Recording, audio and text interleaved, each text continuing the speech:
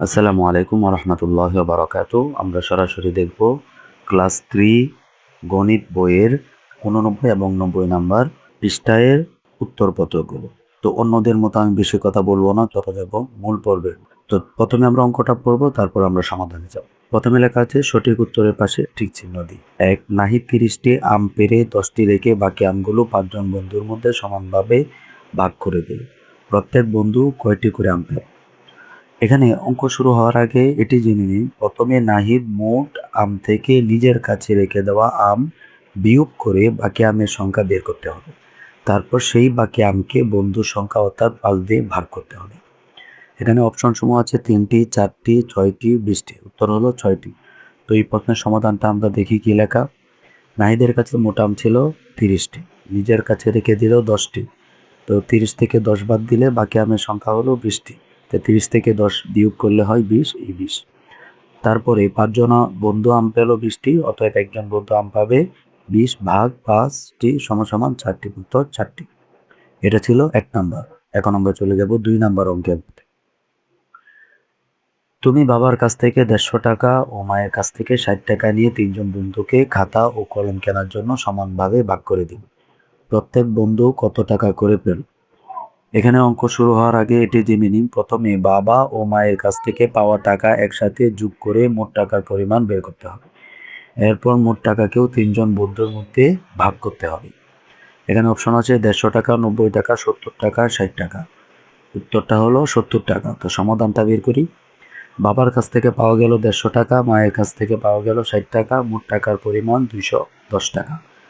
3জন বন্ধু মোট টাকা পেল 210 টাকা, অতএব একজন বন্ধু টাকা পাবে 210 ভাগ 3 টাকা সমান 70 টাকা। উত্তর 70 টাকা। চাইলে এটা আপনি স্ক্রিনশট দিতে পারেন। আমি অঙ্কগুলো এইভাবেই সাজিয়েছি যেন আপনারা স্ক্রিনশট দিতে পারেন। তারপর 3 নাম্বার অঙ্ক, একটি পেন্সিলের দাম 20 টাকা ও একটি খাতার দাম 30 টাকা। 3টি পেন্সিল ও একটি খাতার দাম কত? তো এখানে আমাদের আগে জানতে হবে, প্রথমে একটি পেন্সিলের দামকে 3 দিয়ে গুণ করে 3টি পেন্সিলের মোট দাম বের করতে হবে। তারপরে সেই দামের সাথে একটি খাতার দাম নিচে লিখে যোগ করতে হবে। এখানে অপশন আছে 30 টাকা, 50 টাকা, 60 টাকা, 90 টাকা। তো সমাধানের মধ্যে যাই। একটি পেন্সিলের দাম 20 টাকা, অর্থাৎ 3টি পেন্সিলের দাম 20 গুণ 3 টাকা সমান 60 টাকা। 3টি পেন্সিলের মোট দাম হলো 60 টাকা, একটি খাতার দাম 30 টাকা। 3টি পেন্সিল ও একটি খাতার মোট দাম 90 টাকা। উত্তর 90 টাকা। স্ক্রিনশট দিতে পারে। চলে যাব নেক্সট অঙ্কের মধ্যে। 1 ডজন ডিমের দাম 120 টাকা হলে 4টি ডিমের দাম কত? অঙ্ক শুরু হওয়ার আগে এটি জেনে নিন যে আমরা জানি 1 ডজন মানে 12টি। প্রথমে 12টি ডিমের দাম থেকে ভাগ করে একটি ডিমের দাম বের করতে হবে। তারপর একটি ডিমের দামকে 4 দিয়ে গুণ করতে হবে। এখানে অপশন আছে 10 টাকা, 30 টাকা, 40 টাকা, 48 টাকা।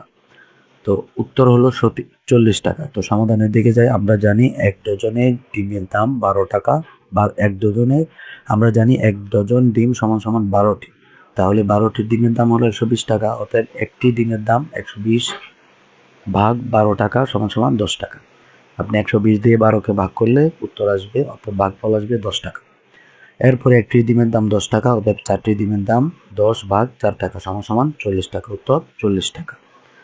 আচ্ছা, তারপরে 6টি গাছের প্রতিটি থেকে 8টি করে আম পেড়ে 4 জনের মধ্যে সমান ভাগে ভাগ করে দিলে প্রত্যেকে কয়টি করে আম পাবে? সমস্যাটি সমাধানের জন্য নিচের কোনটি সঠিক? এখানে আমাদের আগে জানতে হবে একটি গাছের আমের সংখ্যা থেকে 6টি গাছের মোট আমের সংখ্যা গুণ করে বের করতে হবে। তারপর 4 জনের মধ্যে ভাগের গাণিতিক বাক্যটি তৈরি করতে হবে। তো এখানে সঠিক হলো ঘ নাম্বার যেটা আছে, অর্থাৎ 6 8 গুণে হয় 6 8, তারপরে ভাগ দিয়ে 4, অর্থাৎ এখানে এটা সঠিক। তো এটা আমরা আগে সমাধানটা বের করি। একটি গাছ থেকে আম পাড়া হলো 8টি, অর্থাৎ 6টি গাছ থেকে আম মোট পাড়া হলো 6 গুণ 8টি সমান 48টি। 4 জনের মধ্যে ভাগ করে দিলে প্রত্যেকে পাবে 48 ভাগ 4টি সমান 12টি। সমস্যাটি সমাধানে সঠিক গাণিতিক রূপ হলো 6 গুণ 8 ভাগ 4। উত্তর ঘ। এটা 6 গুণ 8, তারপর এই গুণফল দিয়ে 4-এর সাথে ভাগ করতে হবে। তাহলে এটাই হলো উত্তর।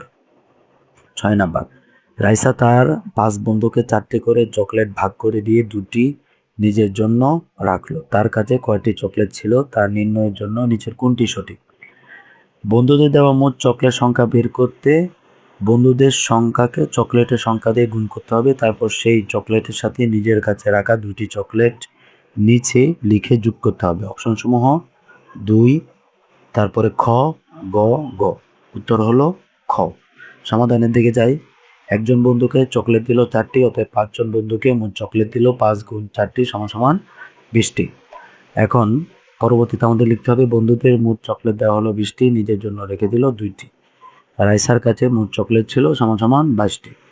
চকলেটের সংখ্যা নির্ণয়ের সঠিক গাণিতিক রূপ 5 গুণ 4 যোগ 2। উত্তর খ। আচ্ছা, এখন বর্ণনামূলক ও গাণিতিক সমস্যার সমাধান। 2, একটি পেন্সিলের দাম 20 টাকা ও 5টি খাতার দাম 150 টাকা। 5টি পেন্সিল ও 5টি খাতা কিনতে কত টাকা লাগবে? এখানে আমাদের আগে জানতে হবে, প্রথমে একটি পেন্সিলের দাম থেকে 5টি পেন্সিলের দাম গুণ করে বের করতে হবে। তারপরে 5টি পেন্সিলের দামের সাথে 5টি খাতার দাম নিচে লিখে যোগ করতে হবে।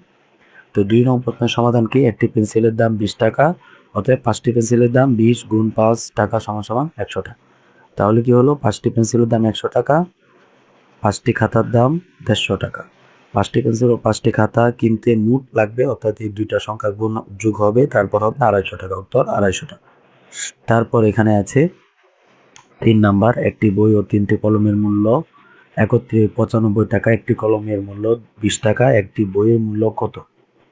এখানে আমাদের জানতে হবে, প্রথমে একটি কলমের মূল্য থেকে 3টি কলমের মোট মূল্য গুণ করে বের করতে হবে। তারপর বই ও কলমের মোট মূল্য থেকে 3টি কলমের মোট দাম নিচে লিখে বিয়োগ করতে হবে। একটি কলমের মূল্য 20 টাকা, অর্থাৎ 3টি কলমের মূল্য 20 গুণ 3 টাকা সমান 60 টাকা। একটি বই ও 3টি কলমের মূল্য একত্রে 95 টাকা, 3টি কলমের মূল্য 60 টাকা, একটি বইয়ের মূল্য 35 টাকা। উত্তর 35 টাকা। 4 নাম্বার, একটি তাকে 42টি বই রাখা যায়, এরূপ 2টি থাক ভর্তি বই আছে, এছাড়া আরও 8টি বই আছে, মোট কতগুলো বই আছে? এই অঙ্কটা আপনারা দেখে নিন এবং স্ক্রিনশট দিয়ে রাখতে পারেন। এই যে 5 নাম্বার অঙ্ক, এই অঙ্কটা আপনারা দেখে পড়ে স্ক্রিনশট দিয়ে রাখতে পারেন। এখানে 6 নাম্বার অঙ্কটা আছে, এটা আপনারা স্ক্রিনশট দিয়ে রাখতে পারেন। এখানে 7 নাম্বার অঙ্কটা আছে, এই 7 নাম্বার অঙ্কটা আপনারা স্ক্রিনশট দিয়ে রেখে। এখানে 8 নাম্বার অঙ্কটা আছে, এটা আপনার স্ক্রিনশট দিয়ে রেখে দেন। এখানে 9 নাম্বার অঙ্কটা আছে, এটা আপনারা স্ক্রিনশট দিয়ে রেখে দেন। ধন্যবাদ। এখানে যে অঙ্কগুলো আছে, এই অঙ্কগুলো আপনারা অবশ্যই দেখে নেবেন এবং স্ক্রিনশট দিয়ে রাখবেন, যেন পরবর্তীতে এগুলো হারিয়ে না যায়।